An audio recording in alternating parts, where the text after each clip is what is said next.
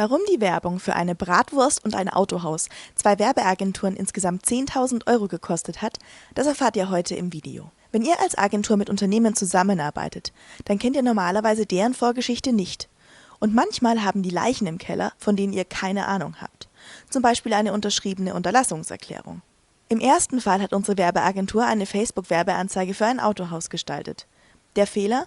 Wichtige Pflichtangaben wie die Emissionswerte und der Verbrauch des Wagens wurden vergessen. Normalerweise folgen dann Abmahnkosten und eine Unterlassungserklärung.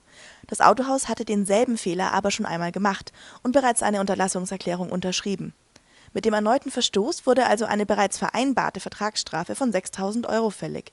Und die wollte das Autohaus von der Werbeagentur haben. Immerhin hatte die den zweiten Fehler ja gemacht. Zum Glück für die Agentur wurde die Vertragsstrafe gegen den Kunden verhängt. Daher war der Schaden auf Seiten der Agentur von der Berufshaftpflichtversicherung abgedeckt. Und auch im zweiten Fall wurde eine unterschriebene Unterlassungserklärung einer Agentur zum Verhängnis. Ein Online-Händler für Fleischwaren verkauft über eBay seine Bratwürste. Das Verkäuferprofil ließ der Fleischwarenhändler von einer Werbeagentur betreuen.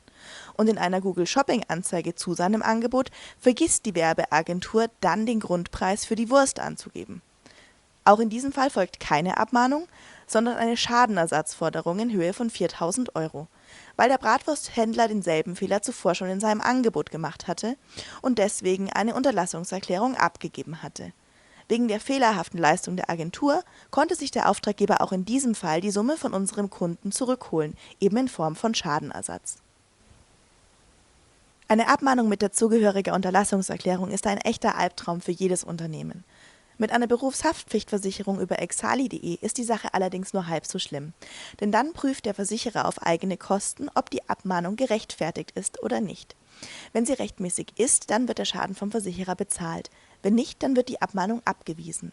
Und auch die Unterlassungserklärung wird meistens angepasst, denn häufig ist sie viel zu weit gefasst und auch die Vertragsstrafe, die darin enthalten ist für gewöhnlich zu hoch. Wenn euch dieses Video gefallen hat, dann abonniert uns doch auf YouTube.